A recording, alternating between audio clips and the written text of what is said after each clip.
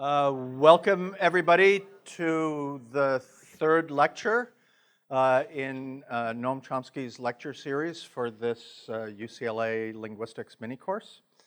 There will be a question period after the talk, and without further ado, I give you Noam Chomsky.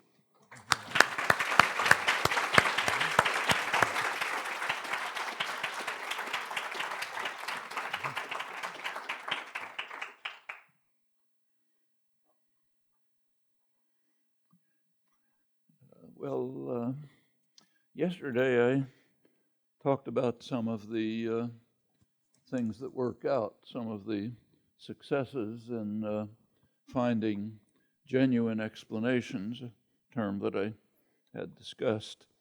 That's actually something really new in the history of the subject.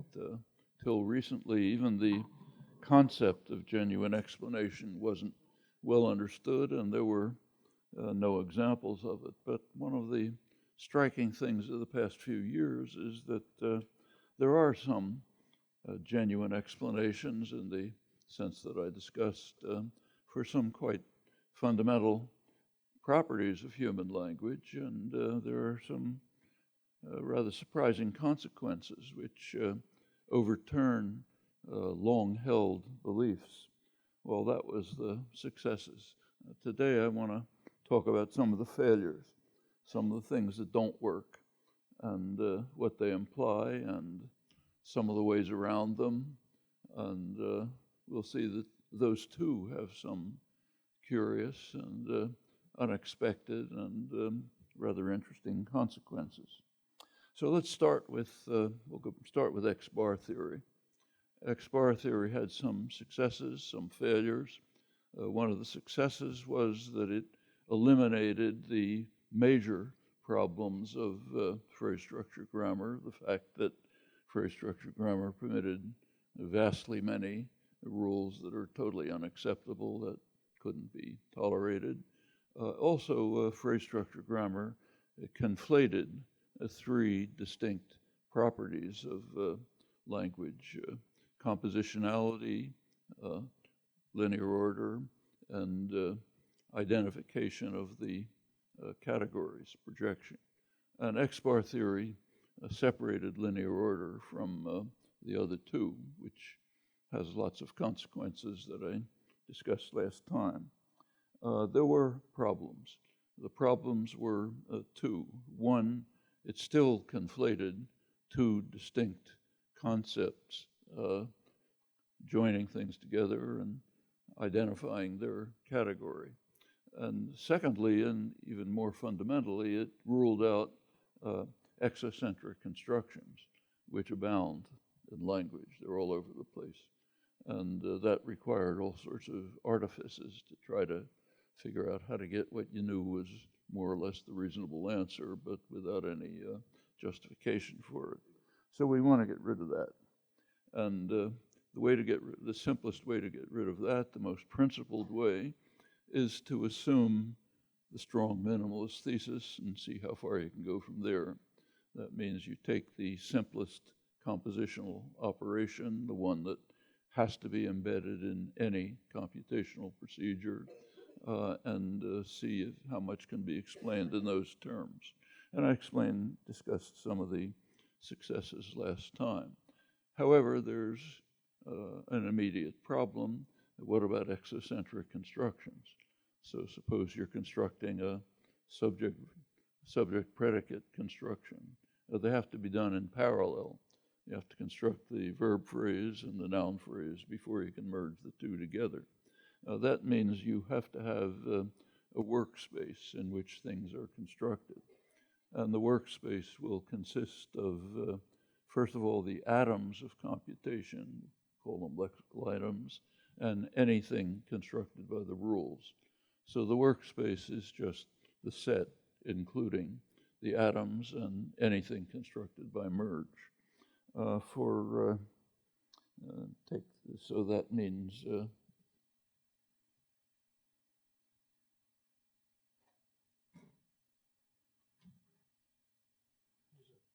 oh, okay, thanks. Not used to this high technology. So when you're, let's call this capital merge because it's different from the concept merge that has been used in recent years. So merge actually is going to take two things and put them together, call them P and Q, and the workspace. It's an operation on the workspace which is going to change it. Okay, so it's a much broader operation. And that's going to yield, as a notation, the workspace is a set, okay? It's a set which includes everything that's been constructed. But it's a different set, different kind of set from the sets that are formed by merge. It's not accessible to computation, so you don't merge the workspace with things. So just to indicate that, I'll use a different notation. I'll use square brackets for the set that is in fact the workspace. So the result of this will be merging P and Q, and then a bunch of other stuff. And that will be the resulting workspace. And that raises the question, what's here? Okay, so what's the rest of the stuff? Well, let's take the simplest case, the case where the workspace, where these are the only elements of the workspace. Okay, so the simplest case is a workspace that consists of P and Q, and then we ask, what does that yield? So it yields the set PQ, and what else? Well, if this was normal recursion, the kind of recursion that goes generally, that applies generally, the rest of the workspace would include P and Q. Okay? So for example, if you're doing, say, proof theory, general recursion, you have axioms, you have rules of inference. If you apply the rules to either the axioms or some theorem you've already constructed, you get a new theorem, and what's left to what is accessible to further operations is everything that's already been produced, the axioms and every previous theorem. So that is essentially saying you include the set PQ you've just formed and P and Q. However, that fails for human language, and it fails in a very straightforward way. For example, if you were to do this, then you could take this guy here that you formed, you could turn it into something of arbitrary complexity, violating every imaginable island or any other property, and then you could merge this to it. You would get set Px, but this guy would be a copy of that. You would now have violated every linguistic property. All islands would be violated, no matter how radical they are.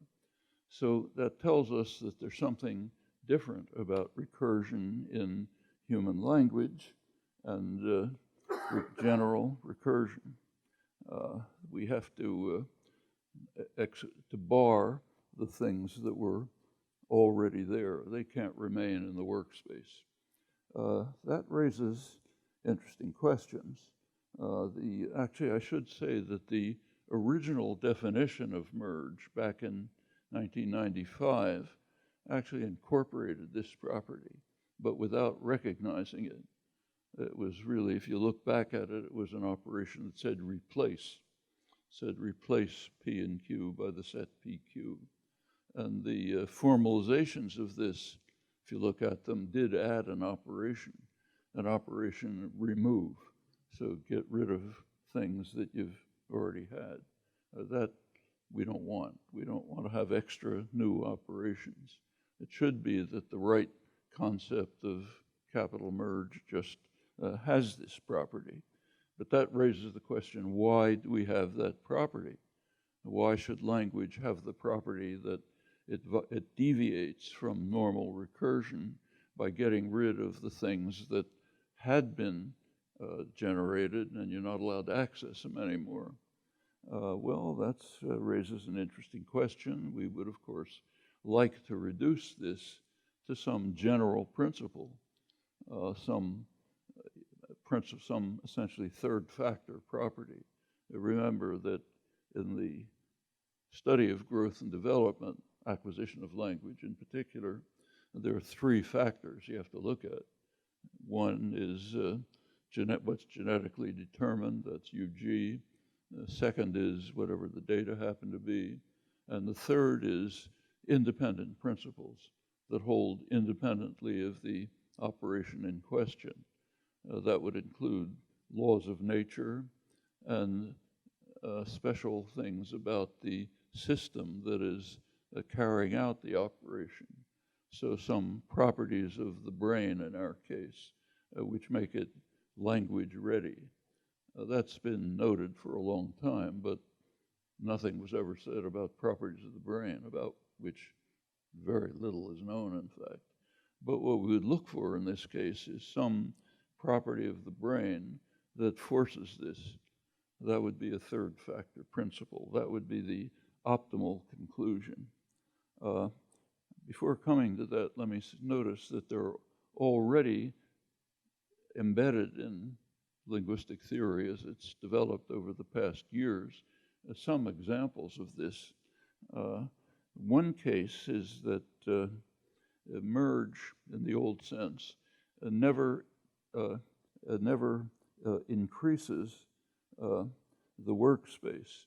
The only way to increase the merge itself doesn't increase the workspace unless it happens to be bringing in a new lexical item.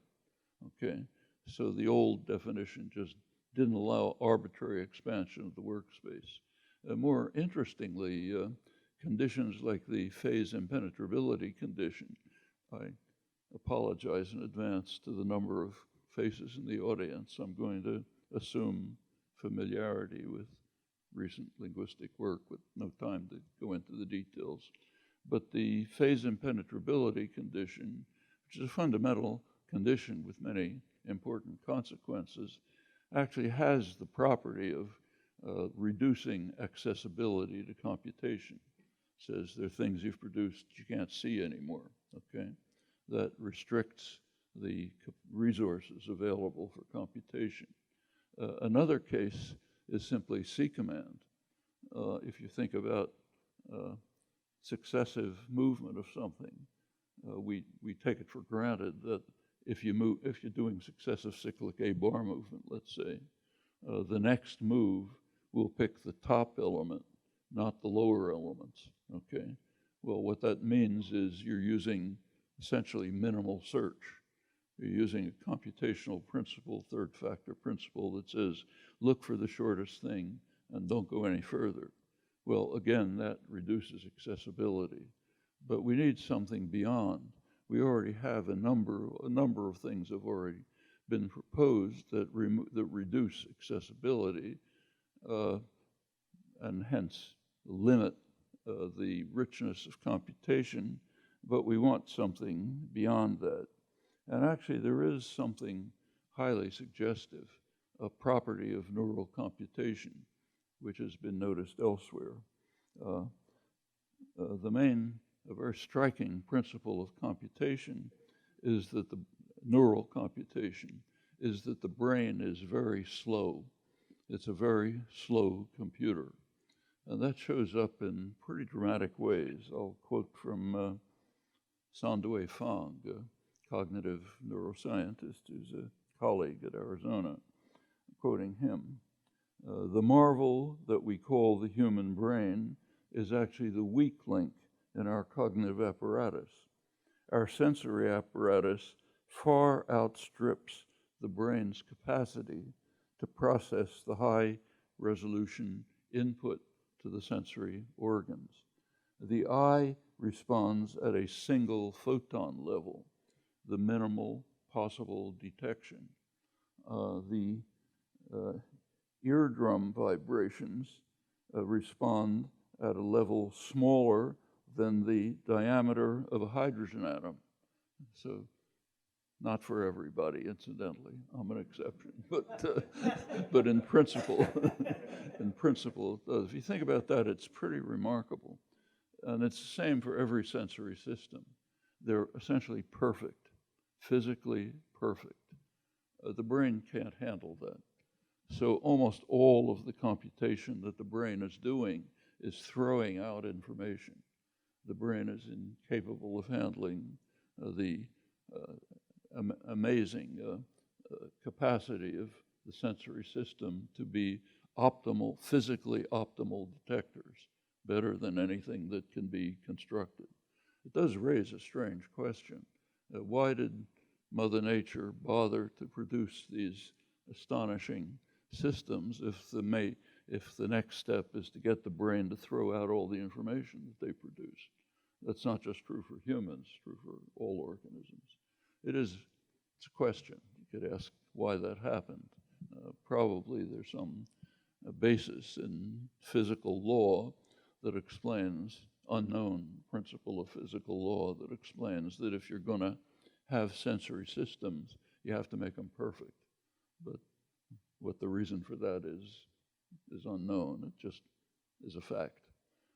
Anyway, the brain is essentially throwing out almost everything that comes in, and it's very tempting to think that the resource limitation that's part of language computation, and presumably part of the computation that's done by any organism, that it's just a special case of the fact that the brain is so slow and incompetent. It wants to get rid of tons of information. That's a plausible candidate for the conclusion that one of the properties of linguistic recursion, as distinct from recursion in general, is simply that it's got to work through the brain, which remember that whatever the properties of the brain are that implement the linguistic computation is some third factor condition which is just presupposed by language, presumably by any organic computation. Well, if you think back a step, we've been trying all along in the concept of general, genuine explanation to restrict the amount of computation that takes place, to find the simplest theory, the one with the fewest mechanisms, least computation. And there were good reasons for that, which I discussed. One, just the general fact that simplicity of theory corresponds to depth of explanation, which is what you're trying to achieve in any serious scientific inquiry. Secondly, there's this Galilean precept, which has been spectacularly successful about nature being simple. And third, in the special case of language, there are the empirical conditions on language evolution, which we don't know for certain, but seem to show, as I discussed, that it was a very sudden, immediate development, which hasn't changed since, and of course very recent in evolutionary time, all of which converge to suggest that computation should be restricted to the minimum. Here we have a second point. Not only should computation be reduced to a minimum, but the resources available to computation, the set of elements accessible to the operations, that too should be reduced to a minimum. So we seem to have a very broad principle of reduction of computation, broader than normal explanation in the sciences, which says not just are the means restricted to the minimum, but also the resources accessible to the means have to be restricted to the minimum. Now, that has a lot of consequences. One consequence is already mentioned, tells us that the workspace is going to be as small as possible. Well, Let me just make a comment on notation. We want to say that this, the workspace, which is a set containing X, is distinct from X. Okay. We don't want to identify a singleton set with its member. If we did, the workspace itself would be accessible to merge. However, in the case of the things produced by merge, we want to say the opposite. We want to identify singleton sets with their members. This is actually something that goes back to phrase structure grammar. In phrase structure grammar, you didn't allow rules that would look like this. V arrow V, let's say. That, nobody said why, but it's just the kind of thing it didn't do. It's not allowed. For one thing, it would get you into infinite loops. You don't want that. So it was just kind of barred. Now, there was a trick used in phrase structure grammar, an illegitimate trick, which introduced VP. So if you had a verb that was a verb phrase that was only a V, it would be described like this. I'm using the tree notation just because it's easier to describe.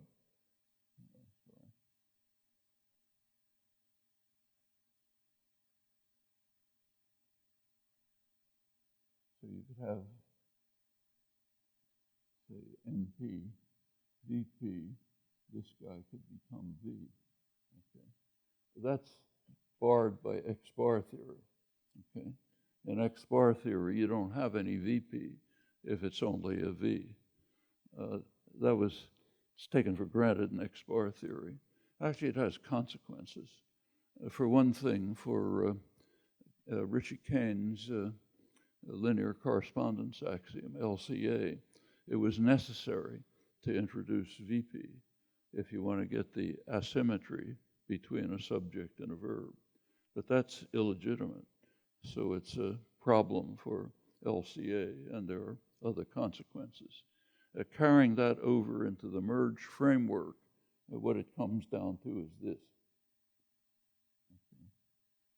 So crucially, in the case of the workspace, we do not identify a singleton set with its member.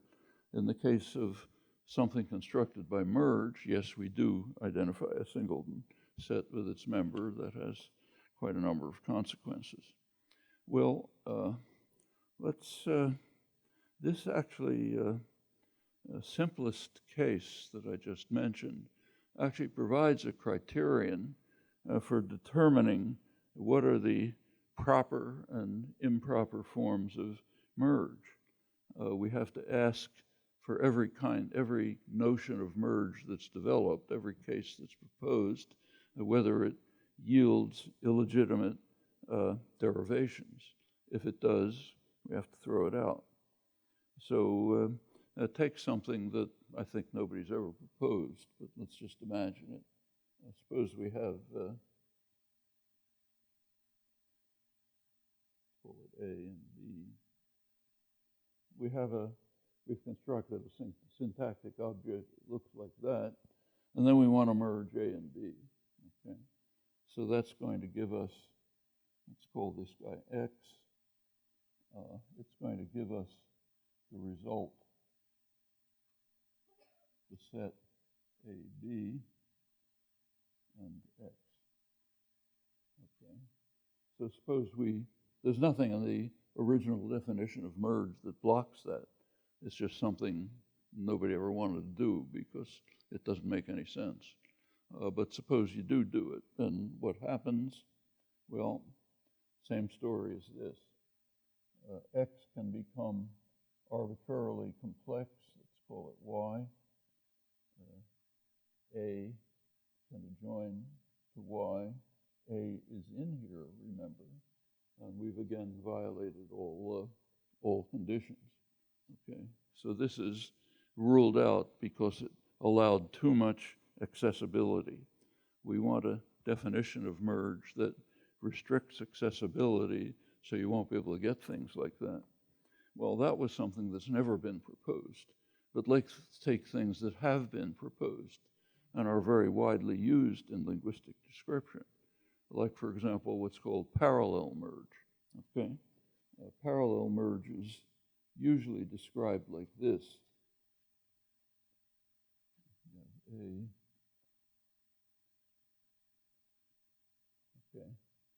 What you do is construct a tree notation in which the element B is part of BC and also part of AB. That's called parallel merge. Well, I should make a comment at this point. The tree notations are kind of convenient, but they're very misleading, and you should really pay no attention to them. For one thing, a tree notation kind of leads you to suggest that there's got to be something at the root of the tree, but that's conflating compositionality with projection. And in fact, you just often don't have things at the root of the tree. For example, every exocentric construction. Okay, that's what labeling theory takes care of, which eliminates that conflation. Another reason is that when you draw trees, it looks easy to do lots of things that don't make any sense. So especially with contemporary computer graphics, you can draw funny lines from one point to another and connect those two things. Or you can tack something in lower in the tree and call it late merge and so on. And it seems to sort of work out by playing around with trees, but if you try to translate it into merge, it doesn't make any sense. So let's take parallel merge. What this really means is that you started with a set AB, and this is the workspace now, and it had C in it. And then what you did was merge B with C, which gives you a new workspace, WS prime, which consists of the original set and a new one.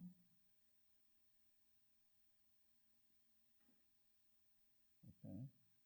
And here we have the old problem. The problem is we can turn this into something as wild as we want, and then we can merge this to it, and we have a connection between these two, which violates every possible condition. So parallel merge looks as if it's easy to draw, but can't be a legitimate operation because, again, it violates this paradigmatic problem, which tells you that you're proposing an operation which is going to yield illegitimate objects that violate every imaginable syntactic condition. So that has to be ruled out. Actually, those of you who know the literature know that parallel merge has been used to give lots of interesting results.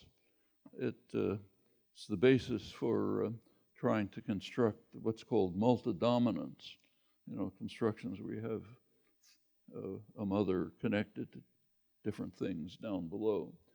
That's been used for cross-the-board deletion, for lots of other things, to give accounts of these things. Now, those in the literature are called explanations, but they're not. They're descriptions. They're interesting descriptions, which have the property that I discussed earlier. They're illegitimate ways to impose some kind of organization on chaotic data, which is very useful often. It says, well, now it's more organized than before, so we can kind of look and see if there's a possible way of accounting for it. But it's not an explanation. It's a way station on the way to conceivable explanation. So there's got to be something about the definition of merge that's telling you you can't create parallel merge. And if you think about it for a second, you can see what it is. There are too many accessible things being produced. Okay, The right definition of merge, when we get to it, should allow only one new accessible object, namely the one you're constructing. When you put P and Q together, you're constructing a new object, the set PQ. That's accessible to computation, but nothing else should be. That should be the right definition of merge. This one is adding two new accessible objects. It's adding this one, but also this one. Okay, and that's too many. The right definition of the computation should permit only the minimal number, namely one new accessible object.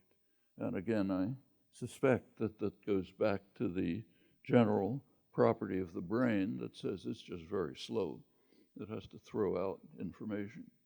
Actually, before going on, I might mention that this is kind of familiar in other domains of language acquisition. So when you study the acquisition of phonology in infants, what you find is, of course, every infant is capable of all the phonemic distinctions in any possible language. But by about a year old, or maybe even earlier, most of them have just been lost. What the early stage of phonological development is doing is saying, throw out all the possibilities and just leave us with these. When you study critical periods in language acquisition, it's pretty much the same. What you're saying is that these apparently several critical periods, lots of stuff is just thrown out that you're not allowed to look at anymore. That's what makes a critical period. If you look at a general, take a theory of language acquisition like, say, Charles Yang's, which assumes that the child just starts with all the possible I languages, and as data comes along, the probability distribution over the set of I languages changes. Okay, so some data comes along and says, okay, I'll lower the probability of this guy and raise the probability of that one. And ultimately, in the course of language acquisition, it need not converge in a single point, but it gives you a skewed probability distribution in which many things are kind of way down there. You're not going to bother with them. And there's a few or maybe a couple of things that are high probability, so you hang on to those, and that's your I language. You could again describe that in the same terms. It's saying what the acquisition system is doing is simply throwing out lots and lots of data. What we know the brain does massively because of the extraordinary sensitivity of the sensory organs. Well, anyhow, a parallel merge goes, and with it, all of the very interesting empirical consequences that have been produced that are based on parallel merge. Now, those consequences remain, but as puzzles, not as things that have been explained, as kind of organized data, which now we want to look at. Take a look at, say, what's called sideways merge. Same problem. I won't run through it, but if you formulate sidewards merge, not just as a tree, with a line going from here to here, but in terms of actual merge, has exactly the same problem. So this problem here, the very simple problem, this one, turns out to be a very good diagnostic to tell you when some proposed concept of merge is legitimate or not. It's a very simple idea, and it cuts very deeply. Let's take late merge. Well, late merge has the same problem, but an additional problem, which was pointed out by EKS, Epstein, Kitahara, Seeley, namely late merge. In the case of late merge, where you're sort of tacking something on down here somewhere, one, it has the problem I already mentioned, but secondly, it requires a substitution operation. Namely, this guy has to go back here. How does that happen? Well, you know, when you draw a tree, you just draw it there, but that's not enough. You need some kind of operation that says the new thing you've constructed has to go right in the position of what you've constructed it from. It's a non-trivial operation, but it's way beyond the bounds of SMT. So late merge, which has lots of consequences, it's used very widely, also can't be correct. And in fact, I think most of the late merge literature, I won't have time to talk about this, probably reduces to ellipsis. But I'll put that aside here, just a problem to work on. Anyway, all of these things are out. All the consequences that follow from them, there's lots of stuff in the literature, very interesting consequences. They remain as just puzzles.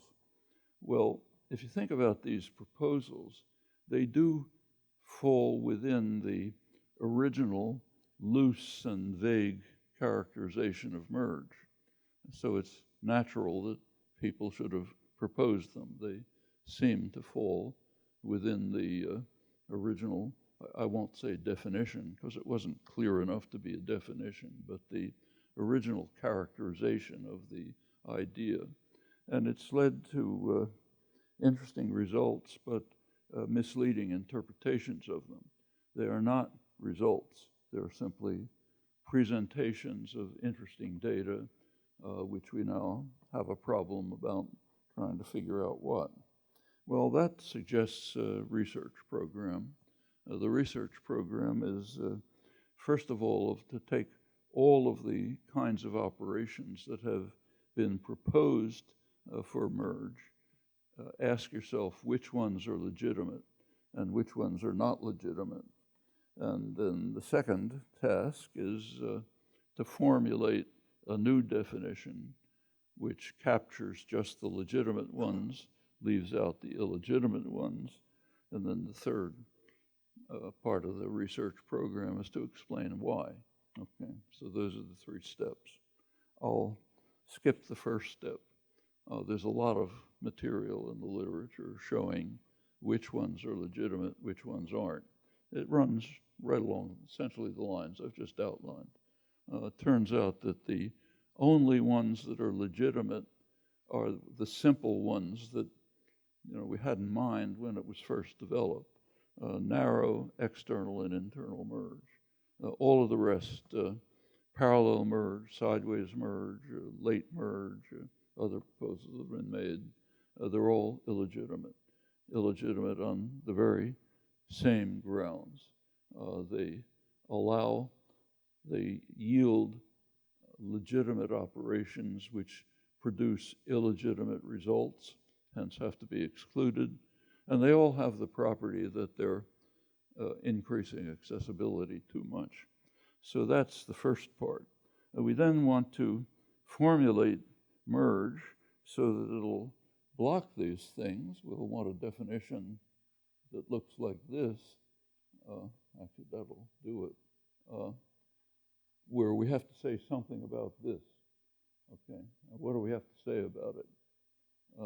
I'm going to skip the formalities. It's easy to formalize all this, but too much trouble. You can do it yourselves. Just intuitively, what it does is say that the first condition that has to be met by this new definition is that nothing that was in the workspace can be lost. Okay, you can't throw out stuff from the workspace. So if something was there and is distinct from P and Q, of course those we're operating on, but anything else that was there still has to be in the workspace. Okay, so that's the first condition. Second condition is that the new definition of merge has to be minimal, the optimal definition. It has to restrict accessibility as fully as possible. Now, merge itself is creating one new accessible object. That's the point of merging. You're creating a new object, but it can't allow anything else to be accessible. Okay, That's the second thing. And the third is just we don't want any arbitrary junk around. So not a lot of other stuff that had nothing to do with the operation. Those are basically the conditions on the proper definition of merge that leaves us for the next step. What's the explanation for it? And here we have now we basically have the explanation. The first point that says you can't throw things out is actually a special case of the no tampering condition, the general SMT condition of minimal computation, which says you can't modify the elements that are entering into the computation. Well, the most extreme form of modifying something is to throw it out, okay? So you can't do that. So that's the first condition. The second condition is the resource constraint. The resource constraint, which I think probably reduces to a general third factor property of the nature of the brain, the slow element in the cognitive system, the thing that's hampering cognition, the brain. So it probably just goes back to that. So we have the resource constraint, which limits accessibility. The third thing that says don't throw in any extra junk is actually a consequence of the restricting accessibility. If you throw in anything else, you're increasing accessibility.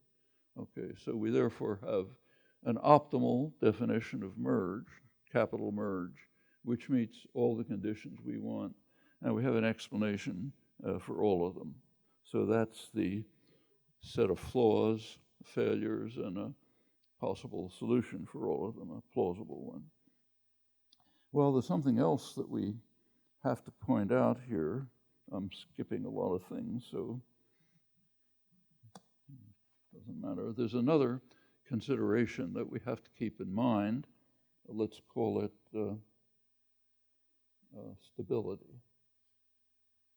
The general property of computations, which we don't usually bother to think about, but we have to be explicit about it for reasons that show up when we try to explain things. So, for example, if you're forming, say, a topicalization, you say Mary's book I want to read. And remember, down here we have Mary's book,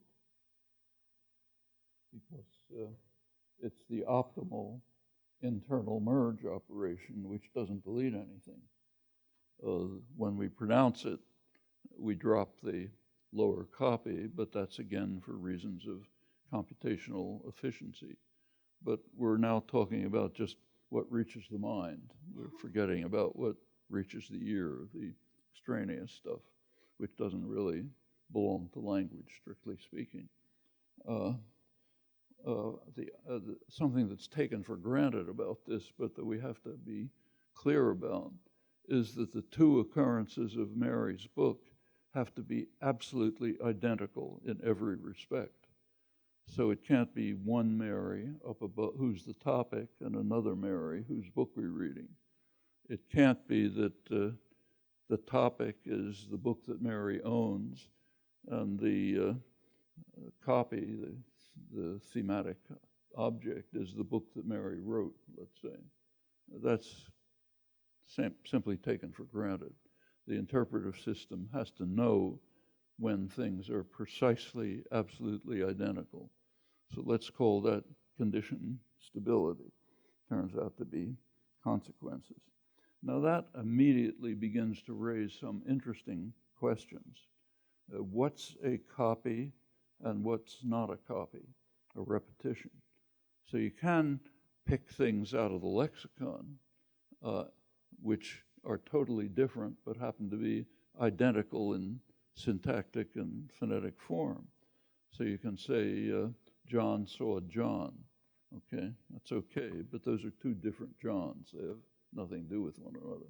Those are repetitions. On the other hand, here, when you've done internal merge, you have copies. How does the interpretive system know what's a copy and what's a repetition? Okay, they look alike, but it has to know them. Now, that turns out to be a non-trivial question. There's an interesting paper by Eric Grote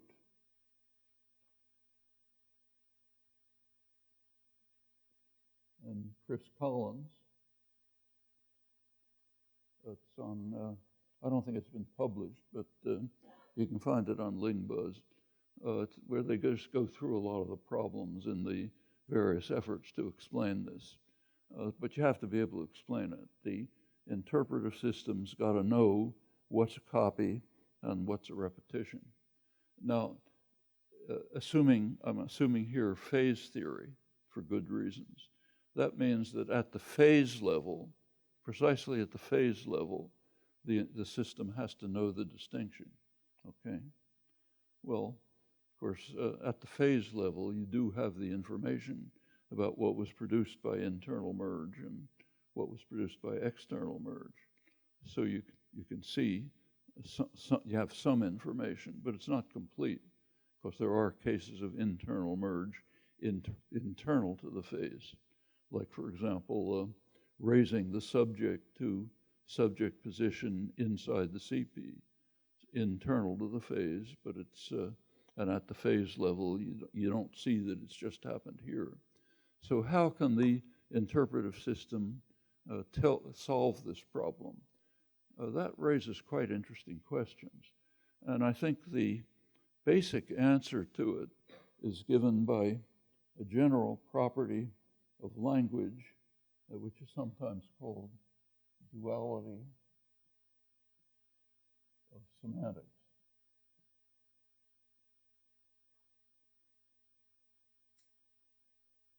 If you look quite generally at interpretation of expressions, it falls into two categories. There's one category which yields argument structure, theta roles, and the interpretation of complements of functional elements, okay? Basically argument structure. There's another category which is involved in displacement, which has kind of discourse-oriented or information-related properties, or scopal properties and so on, but not argument properties. Okay, that's duality of semantics. You think about it a little further, you see that the first type, argument structure, is invariably given by external merge. The second type, non-argument structure, other factors, is always given by internal merge. Now, there appear to be some exceptions to this. As usual, when you produce a generalization, you look at details, you find maybe something didn't work. If it's a strong generalization, the proper approach, just as standard science, is to say the exceptions are probably misunderstood and make the strong generalization work always. I think that's a good rule of thumb used constantly in the sciences. We should use it here. So I think duality of interpretation is probably a very strong principle. The question is, where does it come from? Well, probably it's just a property of the nature of thought. We don't know a lot about thought. In fact, one of the main ways in which we become to understand thought is to ask how it's linguistically articulated. That's one of the very rare avenues into what's the nature of thinking.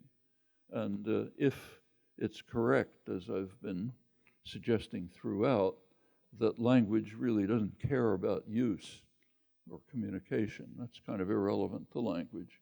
It cares about expression of thought.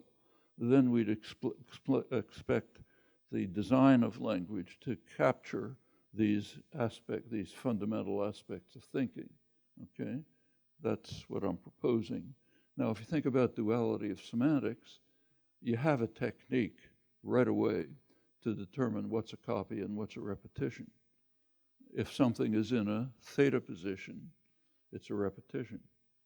If it's unless it's been raised, in which case it's a copy of what's been raised. If it's in a non-theta position, it's a copy. Okay, and at the phase level, the system simply has to take a look and say, what's a theta position, what's in a theta position, what isn't in a theta position. That tells us what's a copy and what's a repetition. That cuts through the mass of the objections and problems that Collins and Grote pointed out. Now, if we restate that, what we'll be saying is that the operation merge produces copies, always. Both cases of merge, external and internal merge. That produces copies, nothing else does. Okay? So a copy is just whatever's created by merge. In the case of internal merge, it creates two copies. In the case of external merge, also creates two copies. The original thing and the thing that's in the set you formed, but the operation merge, which is in effect a replace operation, gets rid of the first copy in the case of external merge, so you never see it. Okay? So merge always produces two copies, but external merge, just by the nature of the operation, the minimal operation, yields only one of them remaining. Okay, that's the resource restriction part. Okay, now that still raises some interesting questions. If you start thinking of the complexity of constructions, double object constructions, topicalization, small clauses, and so on, it looks as if there are ambiguities in searching for what is a copy of what. And what we have to show is that language has a conspiracy that determines the answer in each case. So, for example, in the case of double objects, Vergniaud's abstract case theory, if you think about it, uniquely determines the answer. In the case of topicalization, when you want to know you have a topic up there, you want to find out which of many things that look identical it comes from.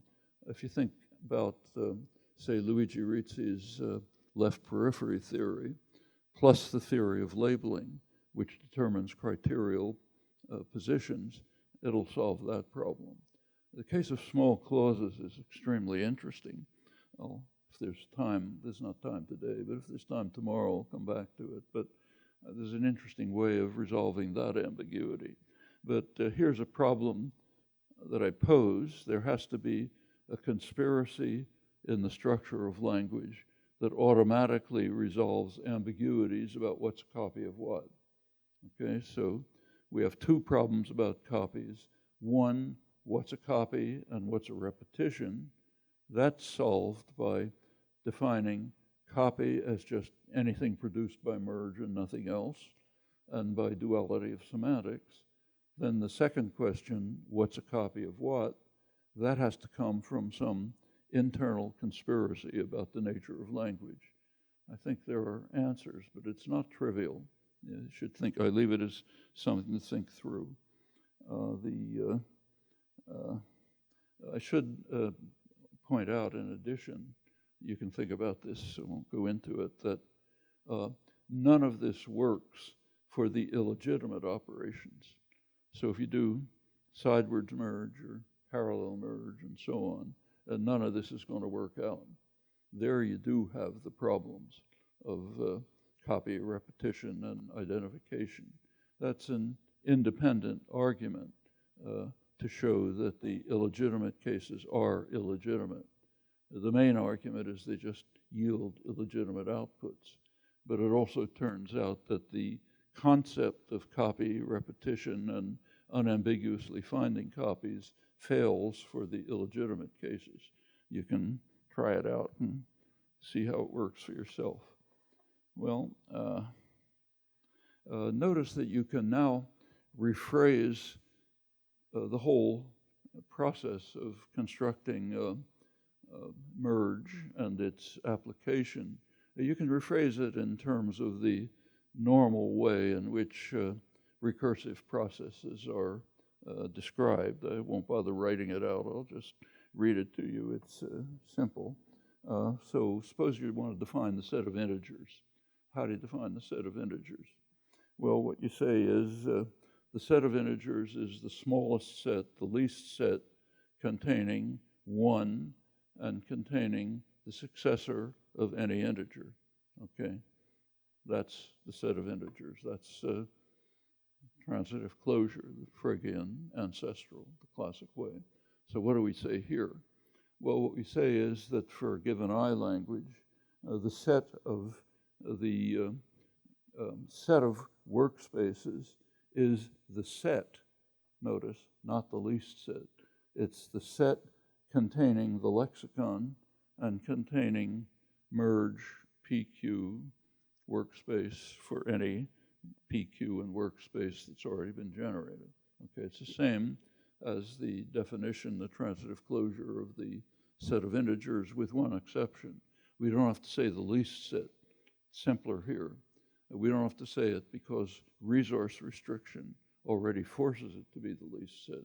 Okay, so essentially we're in the right ballpark. We have standard definition of recursive inductive definition under transitive closure of the set of workspaces, and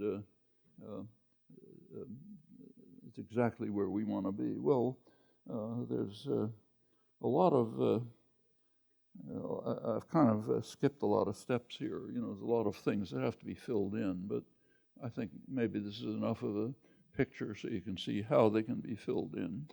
Well, let me just, to finish, turn for today. I want to go to some new topics tomorrow,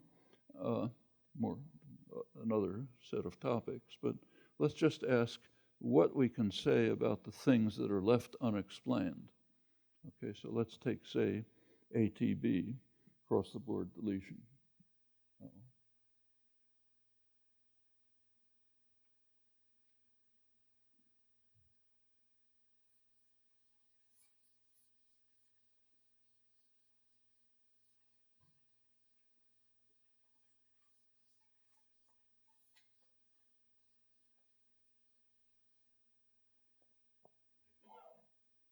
So,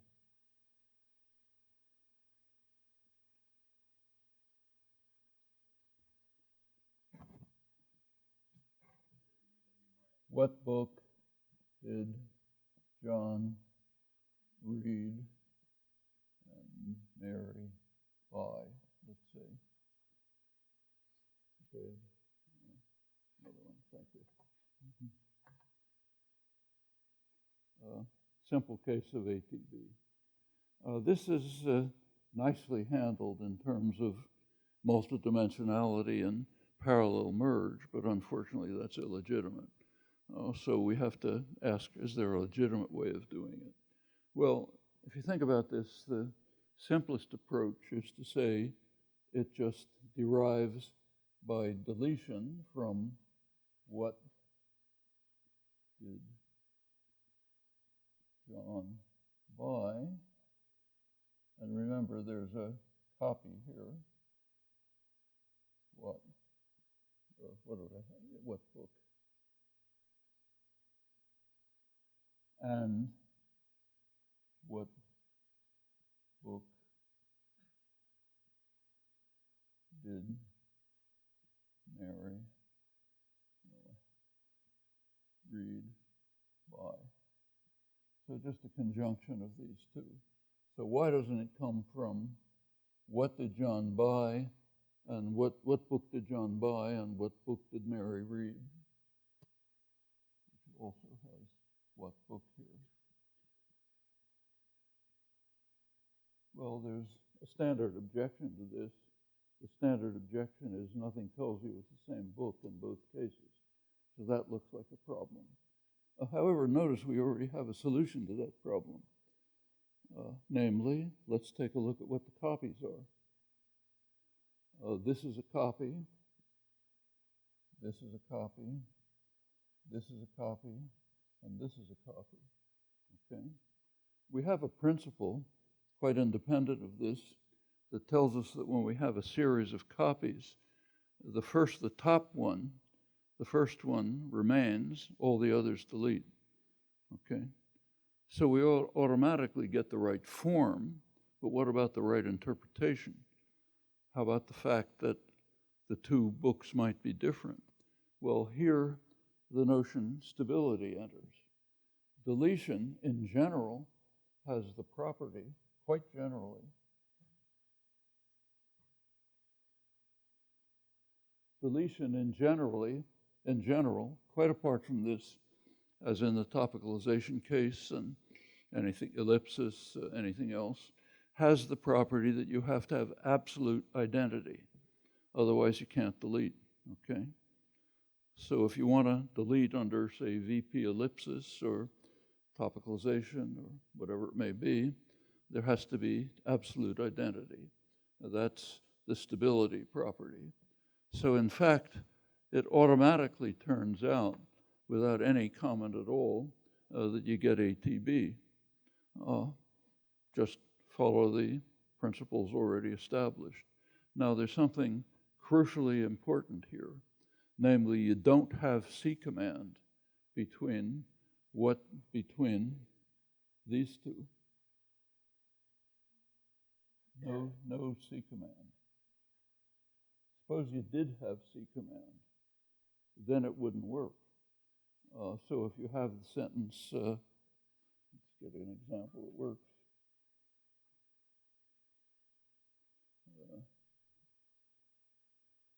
So I won't write it, it's too much trouble, but take the sentence, which book did John ask, sorry,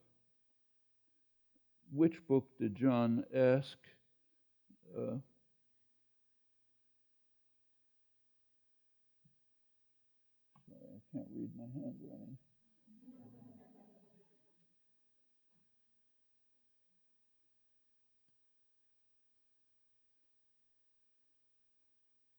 Which boy did John ask which boy Bill met?